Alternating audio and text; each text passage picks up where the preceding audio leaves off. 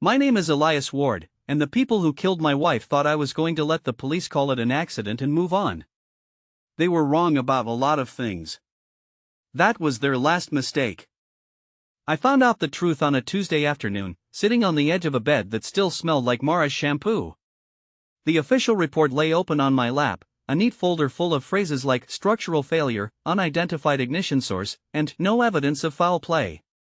It was the same language I'd heard when I came home to flashing lights and black smoke and a firefighter telling me they were doing everything they could. I read the words slowly, my thumb pressing so hard into the paper it bent. 2 pages in, I saw the photos. They were supposed to be routine scene photos, the kind I'd seen plenty of times back when I was still active duty and occasionally attached to investigations.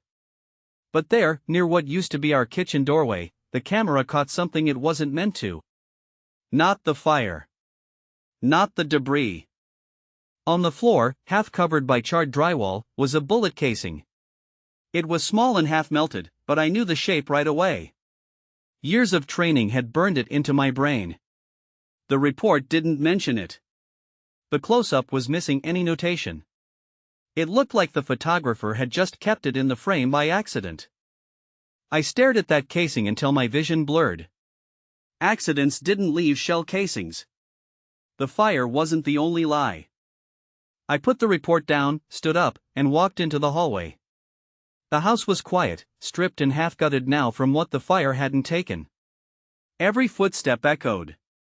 Mara's ring hung from a chain around my neck, bumping against my chest with each breath. I didn't say anything out loud, but in that moment, I made a promise. I was going to find whoever had walked into our house with a gun and a can of accelerant. And I was going to make sure they never got to do it to anyone else. Before Mara died, my life had been normal, at least on the surface. I was 38, ex-Army, working private security contracts that were mostly boring. Patrols at industrial sites. Risk assessments for corporate offices. Occasional transport jobs where the scariest thing in the convoy was the coffee. We lived in a small 2-bedroom house on the edge of the city. Mara turned the spare room into an art studio. She'd come home from her job as a physical therapist, drop her bag, and disappear in there for hours, coming out with smudges of charcoal on her face, laughing when I pointed them out. She used to sit on the counter in our tiny kitchen while I cooked, swinging her legs, telling me stories about patients who'd surprised her. The old man who walked an extra 10 steps just because she told him she believed he could. The teenage girl who cried when she could climb stairs again. Mara loved watching people heal. She thought I was healing, too. From the tours, from the things I didn't talk about. From the last covert job I'd taken years back, the one I never told her much about beyond, it was a mistake, and I won't do that kind of work again. The group that hired me for that job called themselves the Watchmen. It sounded like a joke at first, like something cooked up by a consultant who loved dramatic flair. But they were real. Ex-intel, ex-military, ex-law enforcement, all rolled into a private network that thrived in the gray areas between law and crime. They dangled money in front of guys like me. Told us it was for stability and a way to use your skill set without the bureaucracy. The first job had been borderline but justifiable. The second contract they offered wasn't. They'd wanted a civilian journalist intimidated into dropping a story about defense contracts. No court order. No official oversight. Just scare tactics and implied violence. I walked away. The recruiter, a man who introduced himself only as Hale, had smiled in a way that didn't reach his eyes and told me I'd regret passing up the opportunity. I thought that meant I'd regret the money. I never considered it might mean something worse. After the fire, the days blurred together. People brought casseroles I never opened. My mother called every evening to make sure I'd eaten. Friends from service reached out, awkwardly offering to listen if I needed to talk. Most of the time, I didn't answer. What I did do was go over the report, again and again, until that bullet casing felt like it was burned into my eyelids. I requested copies of every photo, every note, every radio log from the fire department. I called the detective assigned to the case, who sounded annoyed from the first minute. It was an electrical fault, he said. Look, Mr. Ward, I get it. You're grieving. But these things happen. What about the casing? I asked. He paused. I could hear him flipping papers. What casing? In the photo by the kitchen doorway. Frame 22. Bottom left. I don't know what you're talking about. The scene was cleared. No evidence of gunfire, no bullet wounds identified by the coroner. She had smoke inhalation and trauma from the collapse, I said. I read the report. I'm not questioning you.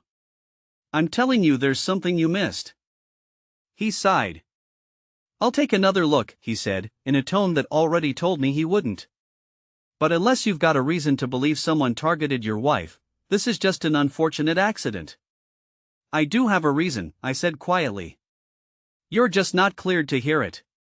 He hung up soon after. That was when I realized I was alone in this. Whatever had really happened in my house, whoever had pulled that trigger, it was on me to find them. Grief turned into focus. Fear turned into fuel. I started with the casing. I zoomed in on that photo as far as it would go. The markings were warped from the heat, but there was still enough to work with. I had an old contact who ran a ballistics consulting business. He owed me a favor from back in the days when he was trying to get clean from a painkiller habit, and I'd spent a week watching his back. I sent him the photo. He called me that night. Elias, what have you gotten yourself into? Just tell me what you see. Looks like a 9mm casing, but here's the weird part. See that shallow ring on the brass? That's not standard. Some manufacturers run special lots for private buyers. Small batches, custom engravings, things like that. Can you trace it? Maybe. Not from a photo, though. I'd need the actual casing. The casing was at my house. The house that burned down. Then it's probably gone. I'm sorry, man. I thanked him and hung up, my jaw clenched. I sat there in the dark, phone in my hand, staring at the same image. If the casing was from a small private batch, that meant someone with money. Someone with access. Someone who either didn't care if it could be traced or never expected it to be seen. The next morning, I found an envelope on my doorstep. No stamp. No return address. No writing at all. I brought it inside and opened it at the kitchen table, hands steady only because they'd been trained to be steady under worse conditions. Inside was a single photograph. Mara, standing outside her clinic, a coffee cup in her hand, laughing at something out of frame. Behind her, half turned away from the camera, was a man in a charcoal suit I recognized instantly. Hale. On the back of the photo, drawn in black ink, was a symbol I hadn't seen in years, an eye inside a circle. The Watchman's emblem. My chest went cold. They hadn't just taken Mara from me. They were taunting me. People talk about rage like it's a hot thing, all burning and wild. My rage didn't feel like that. It felt cold and precise. It felt like a sniper's breath before a shot. I pinned the photo to the wall above my desk and started building. I listed everything I remembered about the Watchman, the locations we'd used, the shell companies on the contracts, the fake names that slipped when people had a few drinks. I dug through old emails, old burner phones I'd kept in a box labeled junk electronics, old notebooks with half-erased scribbles. It wasn't much. These people were good at staying invisible. But nobody is perfect. Hale had always been careful about his digital footprints, but he had a weakness: he liked nice things. Custom suits. Bragging rights. Every so often, some lifestyle blog or trade magazine ran pieces on discreet security professionals or behind-the-scenes risk managers, and Hale's face would appear, always with a slightly different title, always just vague enough to avoid scrutiny. I searched for him by sight instead of name, using every facial recognition trick I knew. A week later, I found him in a photo from a defense industry conference 3 months earlier, standing on a panel stage under the logo of a company I hadn't heard of before. Castor Risk Solutions. I looked them up. On the surface, they were a boutique security consultancy specializing in high-net-worth individuals and sensitive corporate transitions. It was generic enough to sound boring, but something about the language made my skin crawl.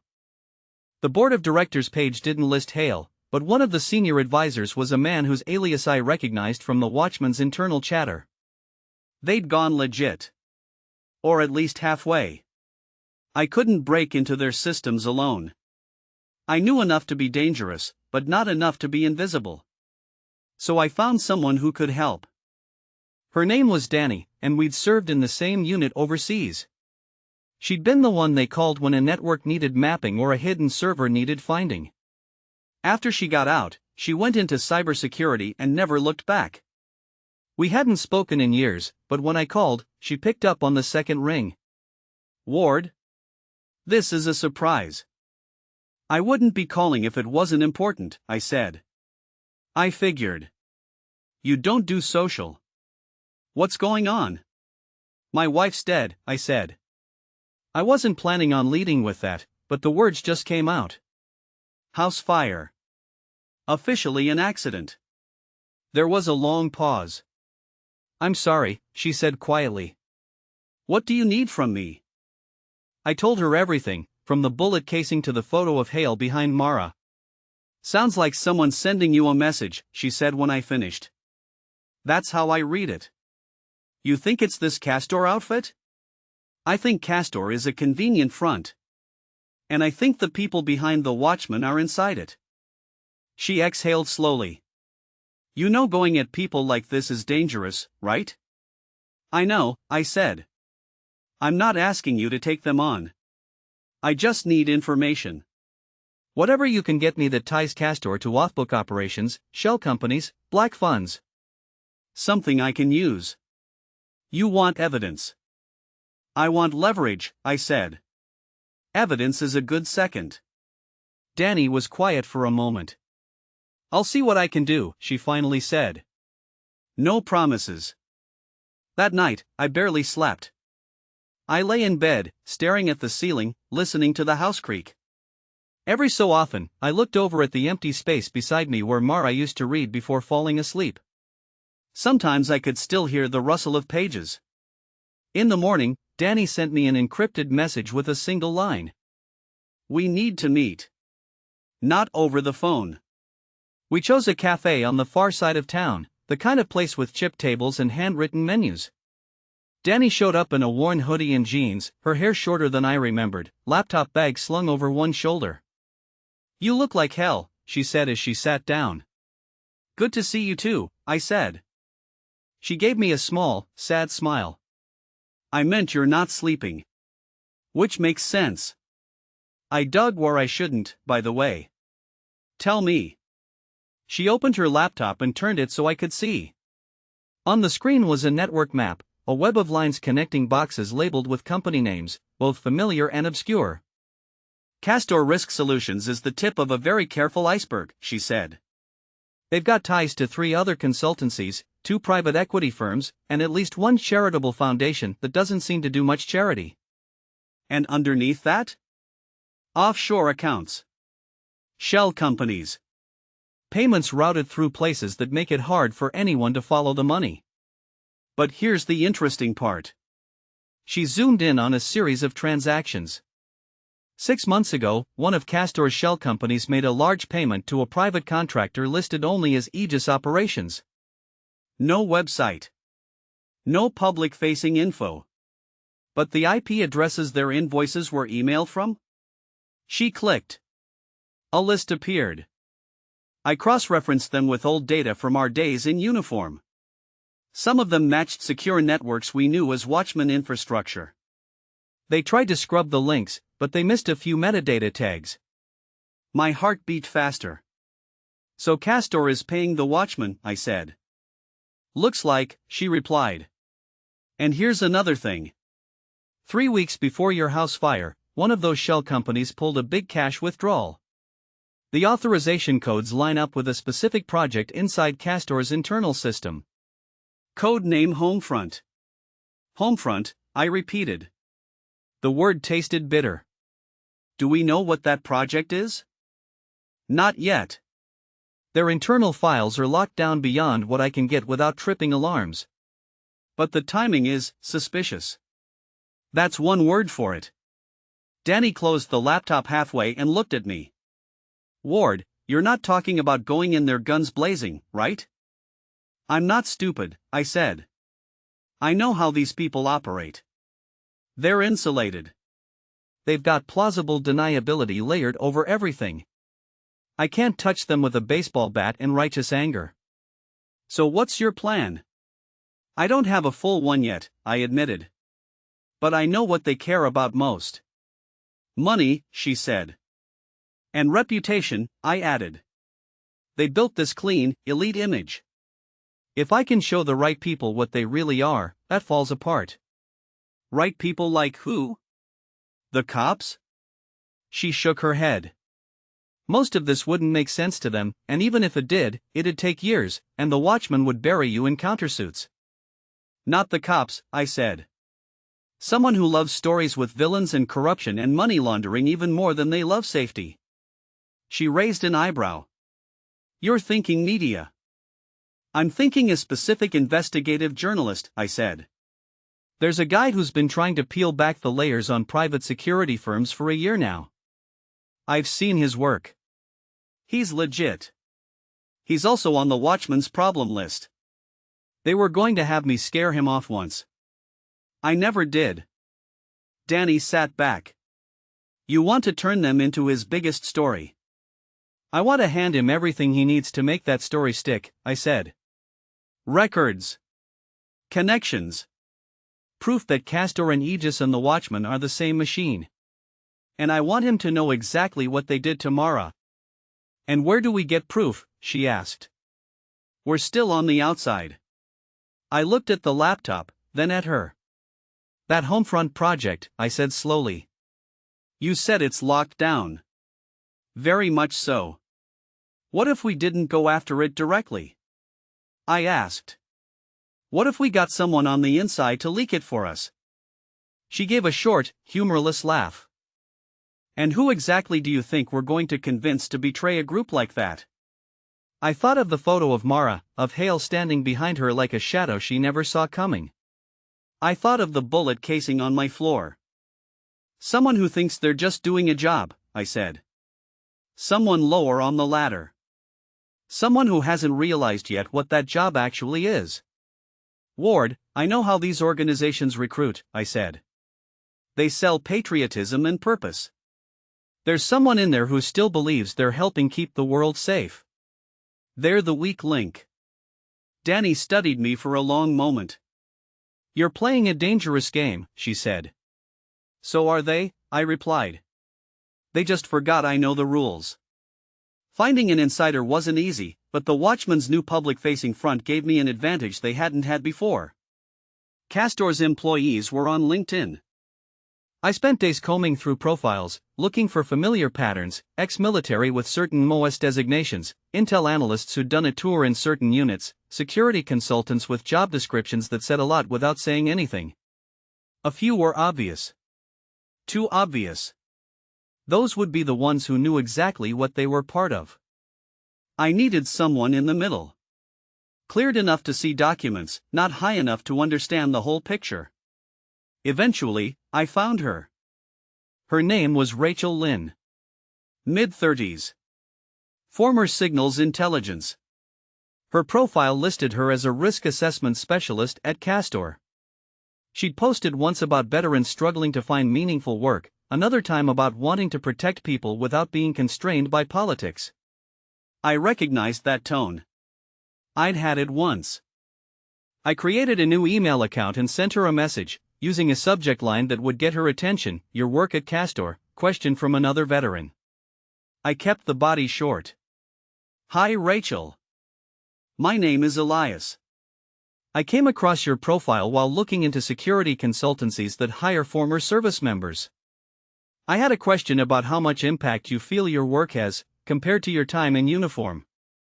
I'm trying to decide whether to take an offer from a firm that sounds a lot like Castor, and I'd rather hear from someone on the inside than any recruiter. If you're open to chatting off the record, I'd appreciate it. Respectfully, Elias, it wasn't a lie, not exactly. It just left out all the parts where I wanted to burn her employer's world down. she replied the next day. Hi Elias, happy to talk, as long as we keep it off social media. I remember how confusing that transition was. There are good things and bad things about this line of work. Depends what you're looking for. Do you want to meet for coffee? Rachel. I stared at the email, then typed back a time and place. Somewhere public. Somewhere I could walk away if I needed to. Rachel turned out to be sharper than her profile suggested. She wore a simple blazer and jeans, her hair pulled back, eyes scanning the cafe as she approached, just like I did. You're the vet, she asked. Last I checked, I said. Thanks for coming. She ordered tea, I ordered coffee, and we made small talk for a few minutes. She asked about my service. I kept it vague but honest, a couple of tours, some liaison work, some things that stuck with me longer than I wanted. What are you doing now? She asked. Private security, mostly. Boring work. A firm loosely connected to yours reached out. I paused. I'm trying to decide if stepping into that world is worth it. If you'd asked me that a year ago, she said, I'd have said yes without hesitation. The pay is good, the work feels important. We get to protect clients who deal with complicated situations. And now? I asked. She hesitated, fingers tracing the edge of her cup. Now I've seen more of the sausage being made, she said. Sometimes it feels like we're not protecting people so much as protecting systems. Money, influence. Keeping certain stories from seeing daylight. The way she said stories made my ears prick up. Like what? I asked. She gave me a wary look. You know I'm under NDA, right? I'm not asking for classified details, I said. Just your sense of things. Moral compass stuff. She looked down into her tea. I worked a project recently, she said slowly, where I thought we were helping a client who'd been threatened. The more reports I read, the more it looked like we were actually cleaning up something they'd done to someone else. There was a contingency plan in case that person didn't back off. My hand tightened around my cup. Did they back off? I asked. I don't know, she said. I didn't see any follow-up in the system. Just a budget line marked Homefront. The word hit me like a punch. Homefront.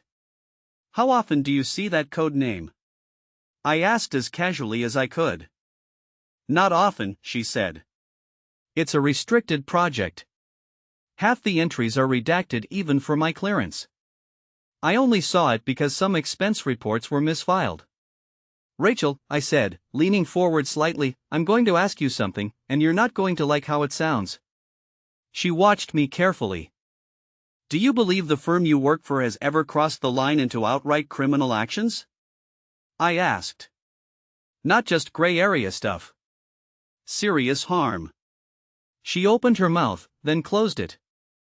I think, she said slowly, that if someone wanted to do something like that, they built enough layers that I could tell myself we're just advising. That whatever happens on the ground isn't on us. That's not really an answer, I said gently. I know, she replied. We sat in silence for a few seconds. Why are you really asking me this, she said. You said you were thinking about an offer, but this feels personal. It is, I said. I pulled a folded photo from my jacket and slid it across the table. Her eyes flicked down. The photo of Mara in front of the clinic, hail blurred behind her. Rachel's face went pale. Where did you get this? She whispered. Someone left it on my doorstep, I said. A few days after my wife died in a house fire that was ruled an accident. Look at the man behind her. She stared at Hale's face, then at me. I've seen him in the building, she said. Not often. People refer to him as a special liaison. He doesn't show up on any official org chart. When did you last see him? About 2 months ago. He was in the restricted wing on the same floor as the Homefront files. She swallowed. You think he had something to do with your wife's death? I don't think, I said quietly. I know. I just can't prove it yet. Rachel looked around the cafe, as if suddenly every person there might be listening. If what you're implying is true, she said, going after him could get you killed. They already tried, I said. They hit my house instead. She closed her eyes for a moment. I joined Castor because I thought I'd be helping keep people safe, she said. If they're doing what you're describing, I'm part of it. Even if I didn't know. I don't know if I can live with that. You don't have to, I said. But I can't drag you into anything. If you walk away, I'll understand. She opened her eyes and stared at the photo again. What would you do if you were me? She asked. I thought about Mara, about how she believed in people's ability to choose better when they knew better. I'd get the truth, I said.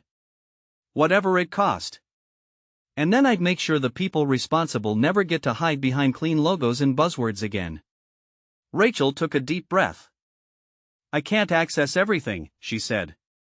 But I can see more than most. Expense reports. Internal memos. Limited summaries of restricted projects. If there's a trail connecting Homefront to anything that looks like what happened to your wife, I might be able to find it. That's a lot of risk, I said. It's also my job, she replied. At least the part one thought I was doing. She handed the photo back. I'll be in touch, she said, then stood up and walked out without looking back. The next week felt like holding my breath. I went through the motions, checked in with my mother, attended a grief group once because someone insisted, pretended to listen as people told me time would help. Nights were the worst. Every creak sounded like footsteps. Every flicker of light under the door made me think I'd see Mara slipping into the room. Then, one night close to midnight, my phone buzzed with an encrypted message from an unknown number. It was Rachel. Check your email. Use the secure link. You didn't get this from me. I sat at my desk, hands suddenly clumsy, and opened the laptop. There was an email with no subject, just a single link. Danny had set me up with a secure environment, so I opened it there. A series of files loaded. Internal memos from Castor. Project summaries. Budget sheets. Every document had Homefront in the header. I started reading.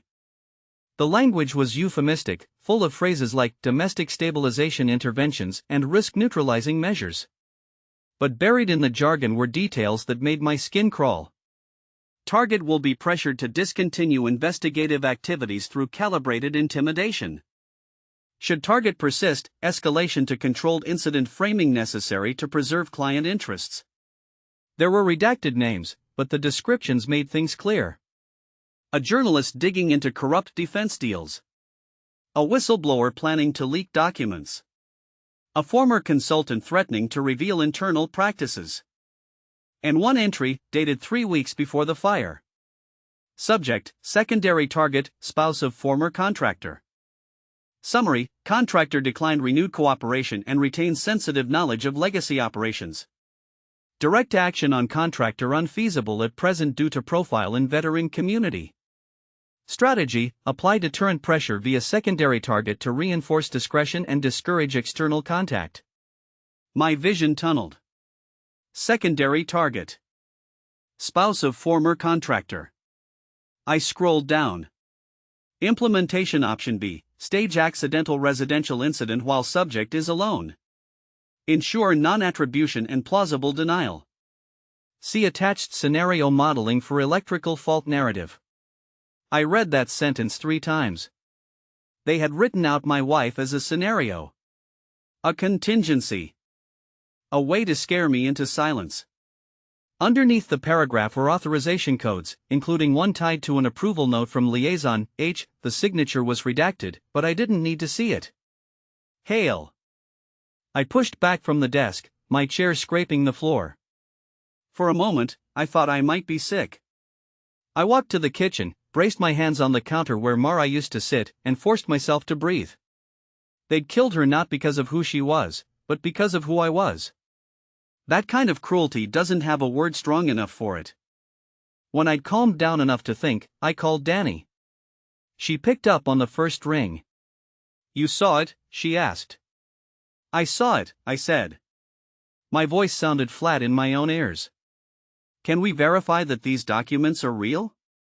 I've already checked, she said. They match Castor's digital signature patterns. The metadata lines up with their internal servers. Whoever pulled these had valid credentials. Rachel. Probably, Danny said. And before you ask, yes, this is enough to interest the right kind of journalist, especially combined with the other data we have. And enough for law enforcement? I asked. Maybe eventually, she said. But agencies move slowly when they're picking apart corporate shells. Media pressure speeds that up. I thought of the revenge fantasies that had flickered in the back of my mind since the fire. Walking into Castor's headquarters with a weapon. Putting a bullet in Hale's skull. Watching the fear in his eyes. For a long time, that had been the only thing that made my heartbeat feel steady. But standing in that dark kitchen, breathing in the faint lingering smell of smoke and cleaning chemicals, I realized something. If I killed Hale, maybe some small part of me would feel satisfied for a moment. But the machine he worked for would keep turning. Someone else would take his place, sign the next authorization, pick the next secondary target. Mara hadn't believed much in vengeance. But she believed in people being forced to face what they'd done. If I wanted justice, not just blood, I needed to tear the mask off the whole network. I'm going to that journalist, I said. I figured you would, Danny replied. I pulled his secure contact form this afternoon. I can help package the files in a way that makes sense to him. Do it, I said. And, Danny? Yeah? Thank you. His name was Harris Cole. He was in his 40s, sharp-eyed in a way that made you feel like he already knew if you were lying. He'd written big stories about corporate fraud, opaque lobbying, quietly buried military incidents. The kind of stories that made powerful people start making phone calls. He met me in his newsroom's conference room, a space full of glass and echoes. Danny joined via video, her face a small window in the corner of the screen. You said you have something on Castor Risk Solutions, he said after introductions, tapping his pen nervously against a notebook. Something about off-book operations.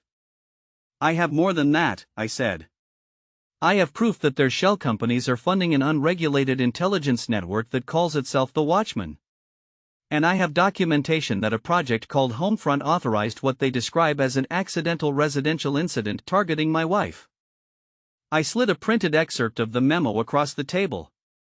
His eyes skimmed the lines. The tapping stopped. You're the former contractor referenced here, he said. Yes. And your wife, she died in a house fire? I nodded.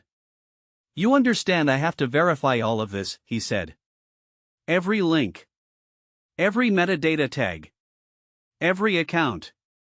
That's why I brought her, I said, gesturing to the screen. Danny can walk your tech team through the chain.